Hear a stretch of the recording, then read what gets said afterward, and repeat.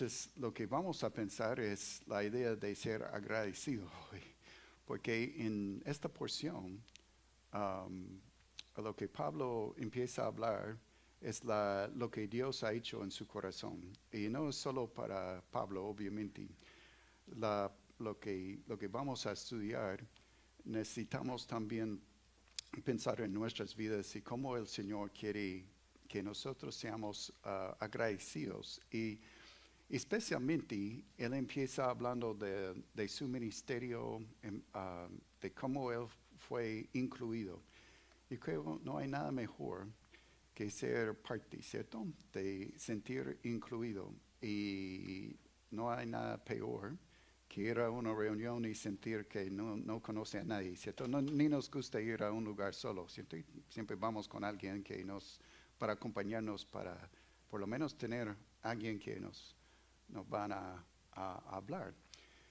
Pero lo bonito es cuando uno entra y se encuentra con gente que te conoce, que te ama, y espero que siempre Impacto sea así, que nosotros como iglesia seamos un lugar donde recibimos a las personas y amamos al uno al otro.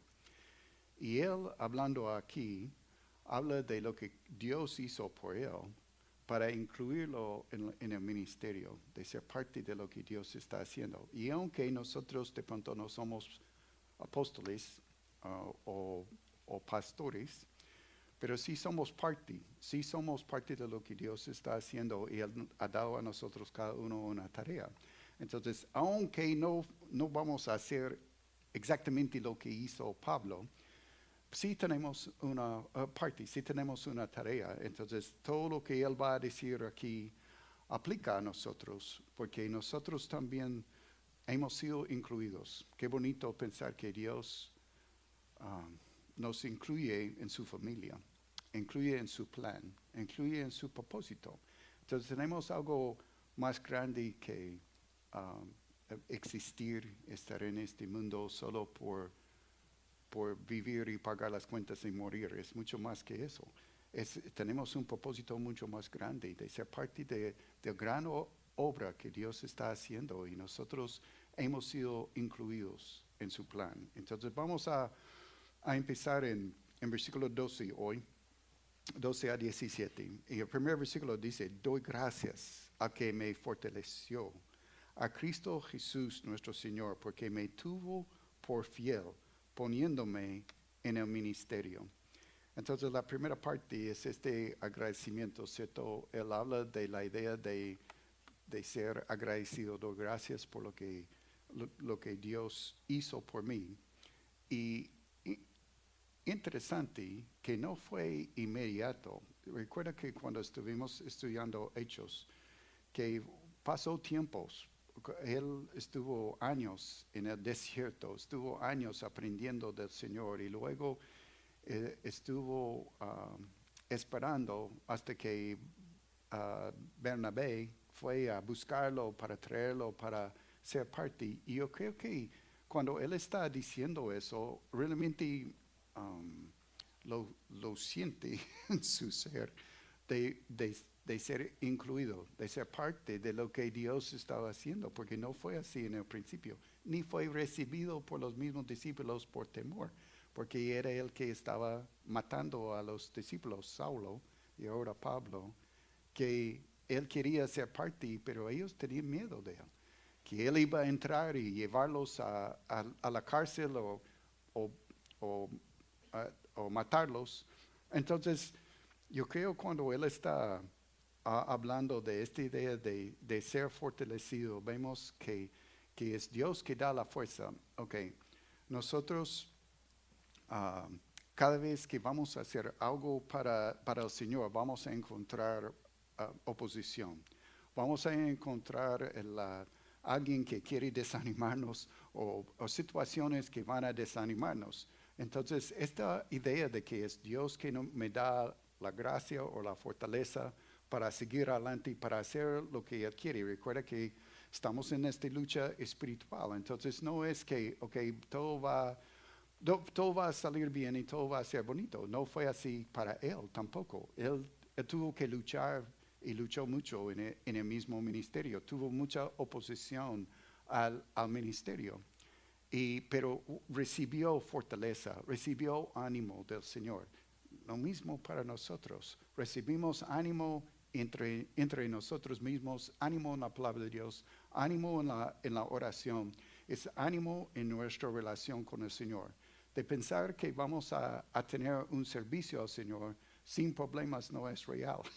No, vamos a tener problemas y vamos a tener oposición y vamos a recibir desánimo. Entonces, ¿dónde vamos a encontrar el ánimo para seguir adelante? En el Señor.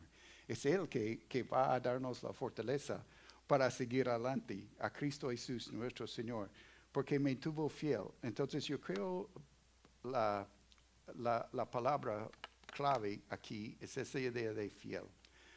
En el mientras tanto, o en la lucha donde estamos, si ya está sirviendo al Señor, el punto es ser fiel. El punto no es tener éxito, o el punto no es ser famoso, o el punto no es que todos me miren a mí. El punto es ser fiel. Necesitamos ser fieles en lo que el Señor nos ha dado. Y Él dice que me tuvo por fiel poniéndome en el ministerio.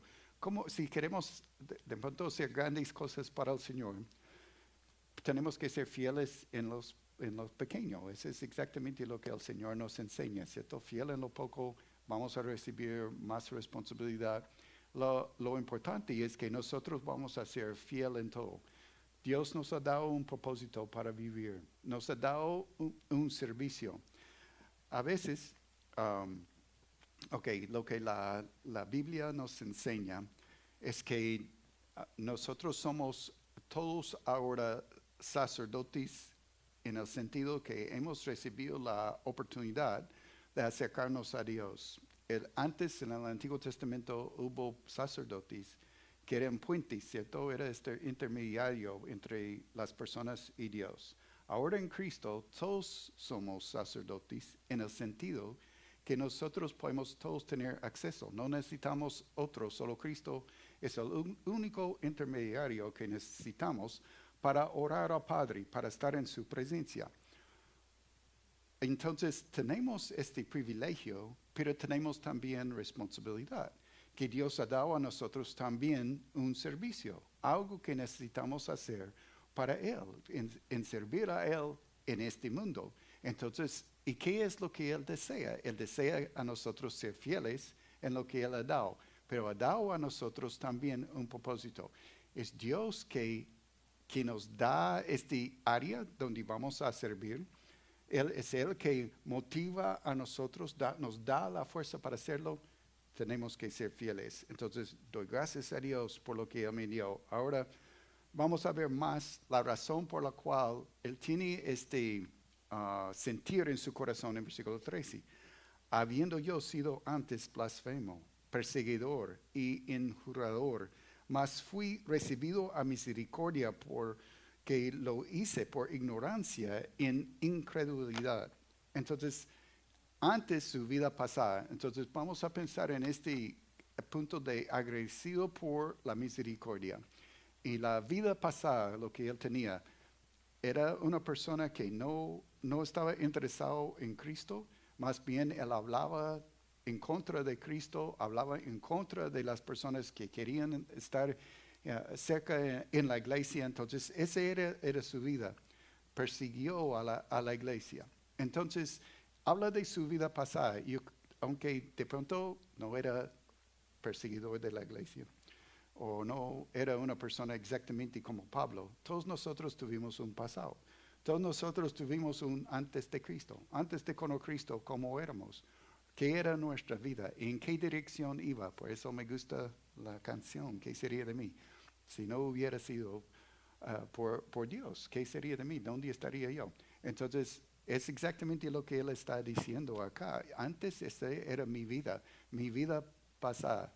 Ahora, él era una persona escéptica. Él no creía en lo que ellos estaban diciendo, que Cristo resucitó, que son seguidores de Cristo y todo eso. Entonces, él estaba diciendo, no creo en nada de eso. Entonces, dos personas en el Nuevo Testamento que deberían convencernos de la realidad de que Cristo resucitó de entre los muertos. Uno es Tomás y el otro es Pablo, Saulo Pablo, porque Tomás no creía. Él dijo, hasta que yo toco las manos, hasta yo toco el lado, olvídalo.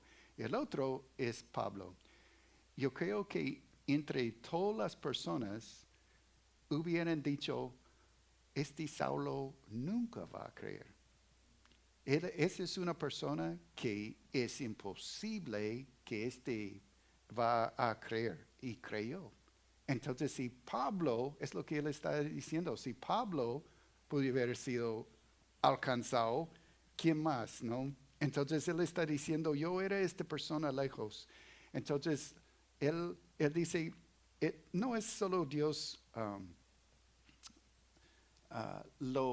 lo miró fiel, pero lo miró en su ignorancia y le dio una oportunidad.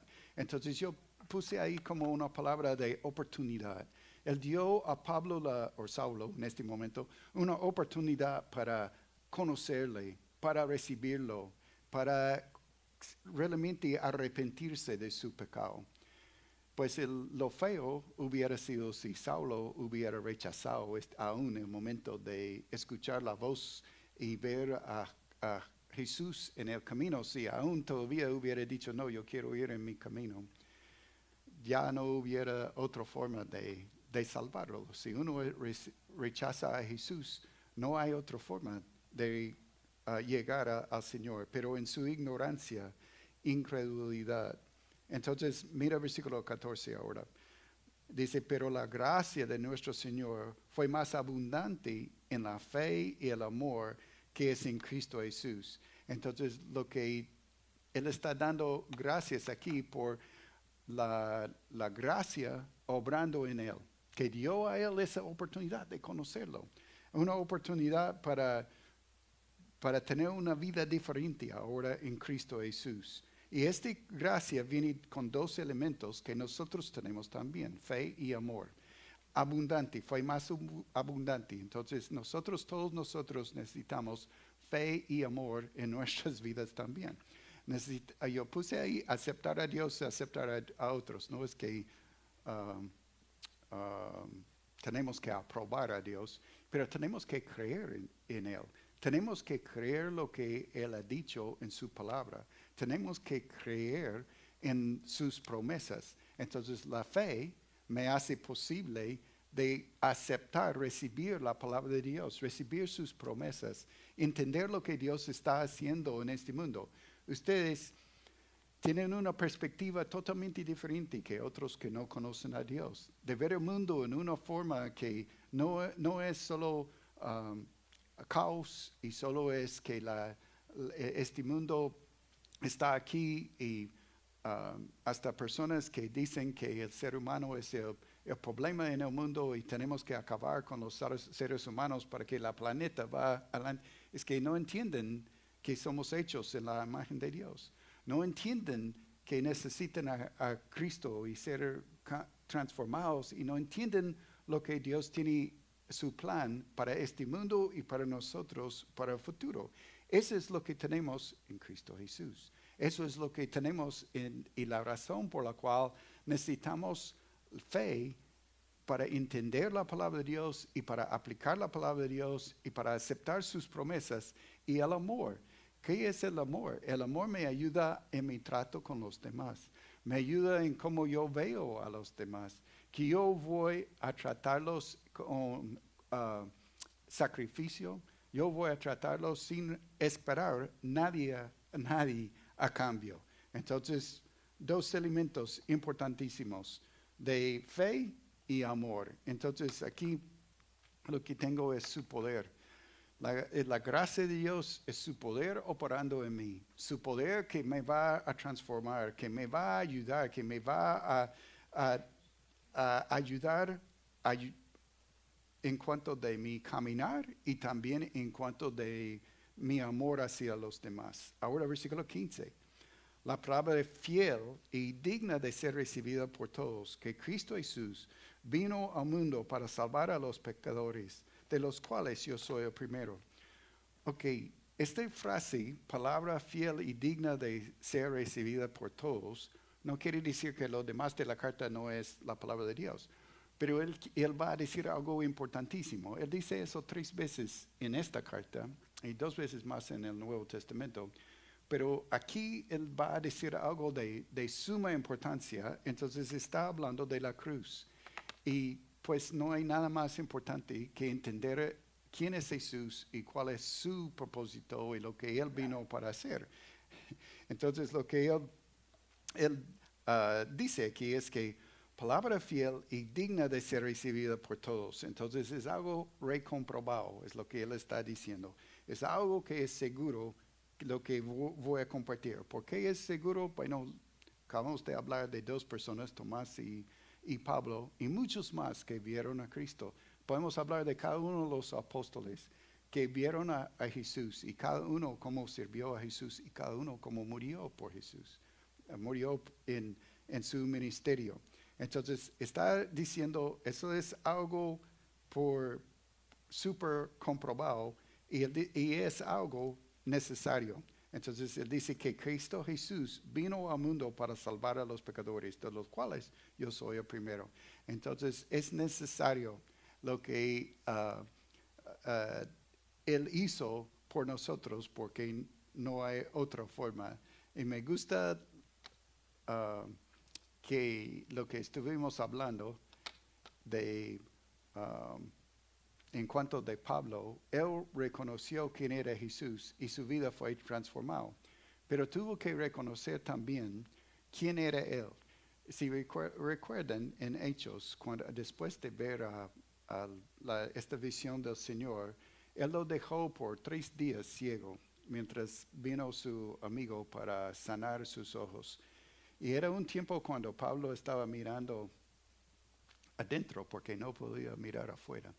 Y miró su condición, la condición de su corazón y lo que él había hecho. Antes de entender realmente lo que Cristo ha hecho por mí, yo necesito entender qué tan lejos yo estoy de él, qué tan pecador soy. Y lo que él está diciendo aquí es que él era uno de los peores, peor de los peores. Yo soy el primero. Ahora recuerda que él era un hombre que era fariseo, que trataba de cumplir la ley. Entonces, él era legalista en cuanto de cumplir la ley del Señor.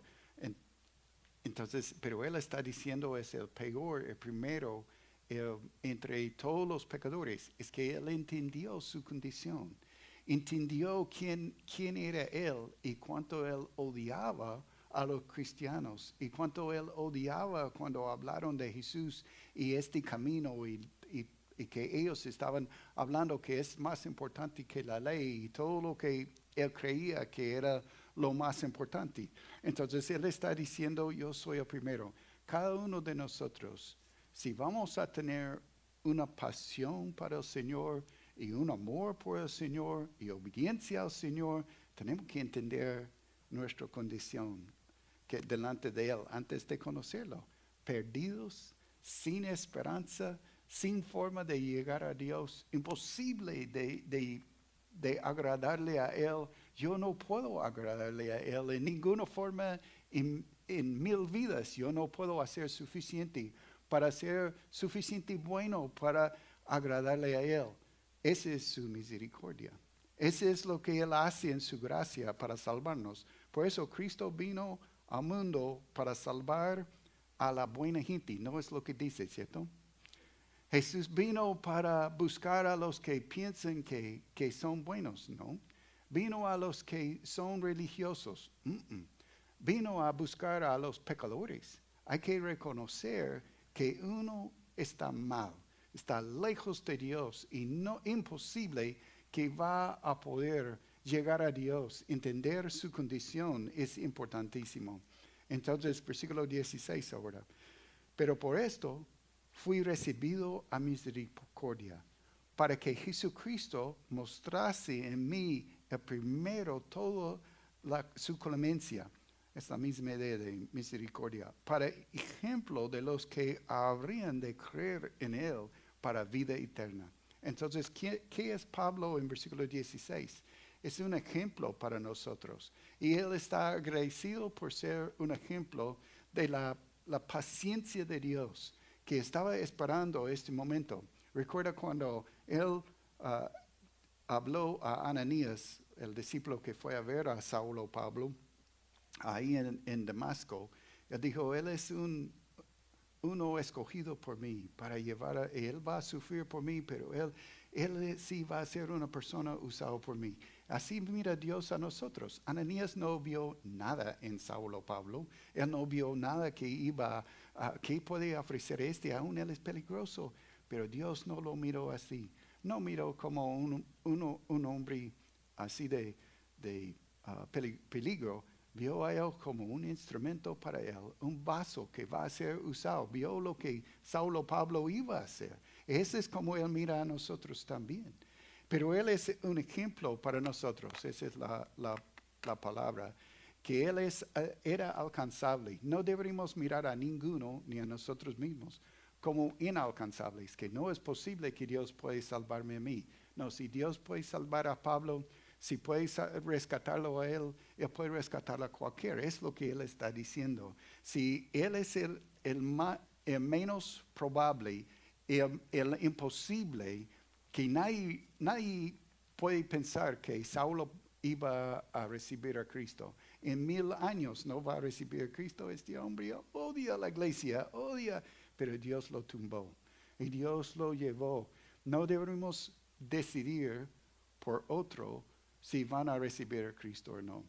Tenemos que mirar a cada persona como alcanzable. Tenemos que entender que Dios me rescató a mí. Si Él puede salvarme a mí, Él puede salvar a otro también. Es lo que Pablo está diciendo y nosotros tenemos que pensar así también. Si Él me salvó, Él puede salvar a otro. No puedo decidir por otro y decir, no, esta persona no va a escuchar. Esta persona no quiere saber de Cristo. No podemos.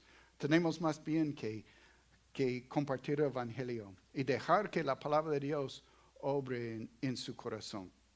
Entonces, él, por la paciencia de Dios, por el amor de Dios, él llegó a ser creyente. Por esta misericordia y amor en versículo 16, él mostró su poder en la vida de Saulo Pablo y ahora es alguien que ama al Señor. Último versículo, él termina en el versículo 17 con la doxología. Eso es en un solo versículo que va a alabar a Dios y en varios puntos y a veces al final de la carta. Pero vemos aquí algo súper especial en la mitad, casi al final del capítulo 1, que muchas veces cuando Pablo empieza a hablar de Jesús y a hablar de su salvación, él no aguanta, siga escribiendo en cuanto de Dios es tan maravilloso y él no puede terminar en cuanto de alabar al Señor. Y ese es el sentir que nosotros necesitamos tener también, que cada vez que pensamos en la salvación tan grande y lo que hemos recibido en Cristo, que tenemos que alabarlo, tenemos que agradecerlo por lo que Él ha hecho. Entonces, el versículo 17 dice, por tanto, al Rey de los siglos, inmortal, invisible, al único y sabio Dios sea honra y gloria por los siglos de los siglos. Amén. Entonces, en el versículo 17, Él está agradeciendo a Dios por quién es Él. Él dice, primeramente, es dueño. Cuando habla del Rey de los siglos, es el Rey de reyes y Señor de señores. Es el soberano que no hay nadie por encima de Él. Es solo Dios. Entonces, Él es el creador, es el Rey absoluto que no hay nadie por encima de Él. Entonces, Él es el Rey de los siglos. Por eso también necesitamos alabarlo, porque no hay nadie como Él, no hay nadie que podemos comparar a Él y no hay nadie por encima de Él. Es Él que nos creó, por eso Él también como dueño, tiene derechos sobre nuestras vidas. Él es el dueño de absolutamente todo, es Rey del universo. es Rey de nuestro ser. Entonces, luego dice inmortal. Entonces, Él es eterno. Es tan importante entender que Dios no empezó en un punto, ni tiene principio, ni tiene fin. Él es infinito. Entonces, inmortal. Él no es como nosotros, mortales. Él es inmortal. Él es fuente de vida. Por eso puede ofrecer a nosotros vida eterna. Como es eterno y Él es la vida, está en Él. Es el que sopló y dio al polvo vida que somos nosotros, y es el que sostiene absolutamente toda su creación. La única razón que estás aquí respirando hoy es porque Dios quiere. Es Él que nos sostiene, es Él que nos da la fuerza para cada momento. Por eso necesitamos alabarlo, por eso necesitamos agradecerlo, porque es Él que nos da la vida, es Él que nos sostiene, es Él que está ahí para nosotros, invisible. De pronto uno puede pensar, bueno, eso es obvio porque no podemos verlo, pero la idea es que Él es trascendente. No, Él es más allá que nosotros. Tuve que poner una palabra ahí para impresionarlos, ¿ok? Entonces esa es la palabra para impresionarlos, trascendente. Yo tuve que mirarlo en Google. Ok, ¿qué es porque no pude encontrar una palabra mejor? La idea de trascendente es que Él no es como nosotros y nosotros por nuestra fuerza, esfuerzo, podemos alcanzar a Él.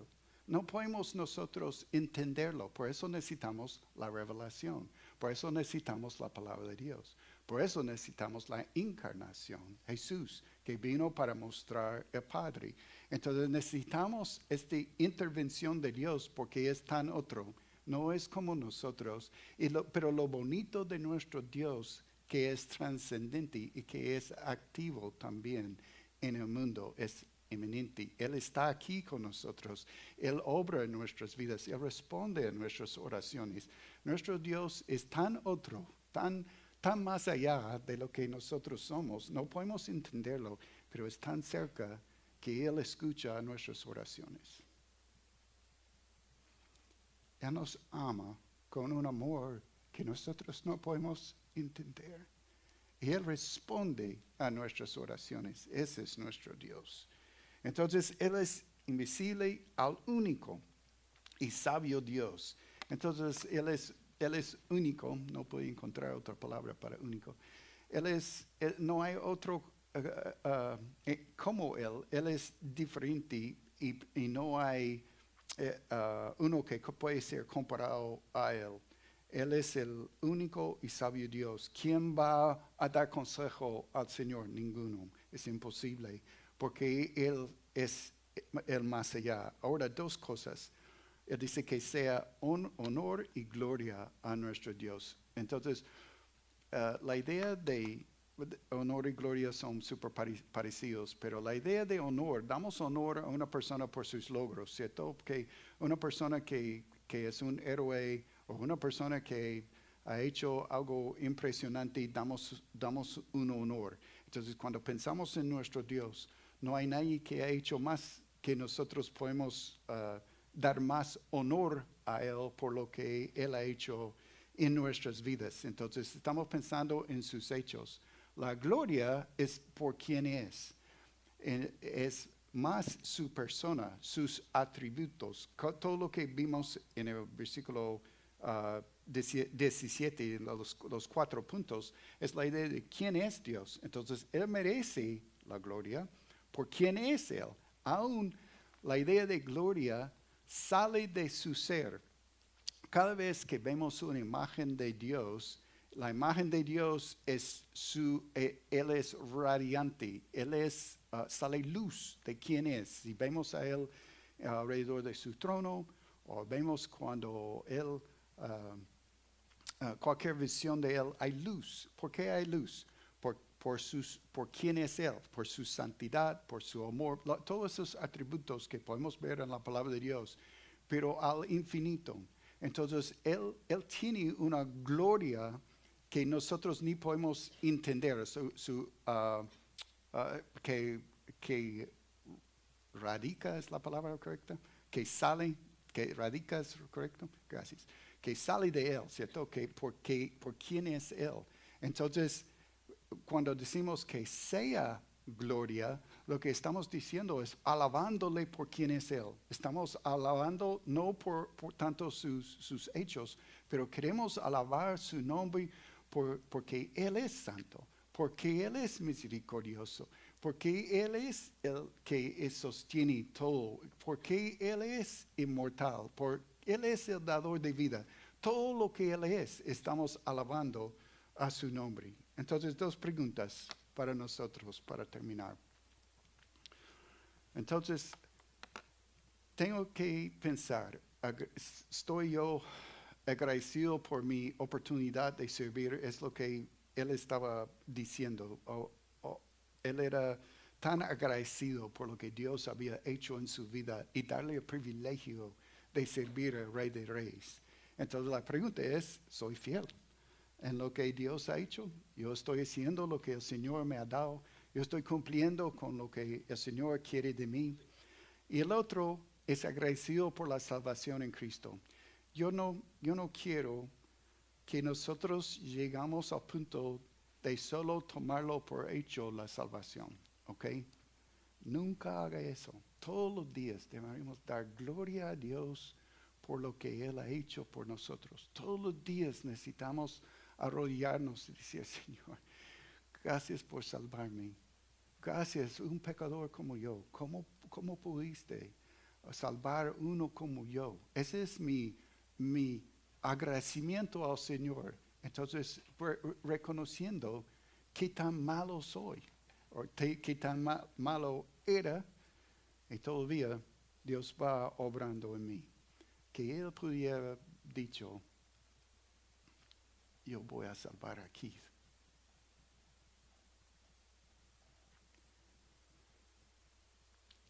Agradecer a Dios por lo que Él ha hecho. Vamos a orar.